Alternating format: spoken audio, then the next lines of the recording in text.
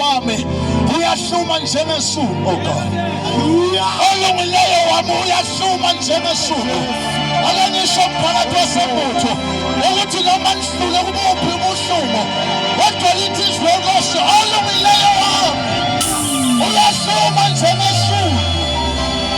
Hallelujah.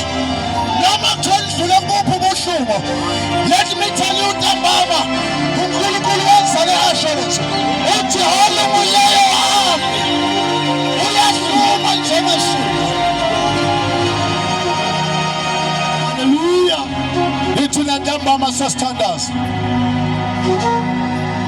ake sifuna lokulunga. Hallelujah. Ngoba awuhlumi noma ukuphi. Hallelujah. Praise the Lord. Hayi ukuthi nje kuyahlulwa nje, kodwa kukhona la uhlume ukhona khona. Yebo. Kufanele impande zakho uyinamathelise somewhere, bese uyakwazi ukuhluma noma kufika buphi ubunzima kodwa ukwazi ukuhluma. Kuyohluma labo abathi empilweni yabakukho kunye engimisele ngokukwazi uJesu Kristu yena yedwa. Yelabo ngiyakuthombisa nantambama ukuthi noma bevelelwa yini bayahluma.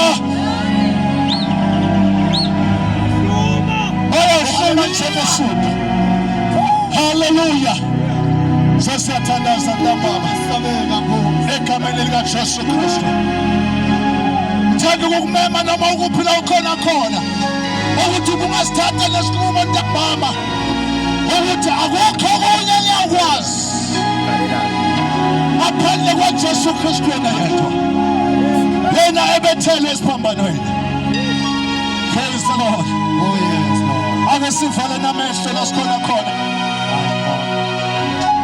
Osanani helima hasuliyani nikabasulia hasala bakatuya nikabasulia helima hasala na bahaya. Mighty Jesus, we pray in the mighty name of Jesus. Baba bakena bakho baba na kule ndawo yasebutho siyabaletha kuwe uNkulunkulu othobele, siyabaletha kuwe uNkulunkulu othola amandla.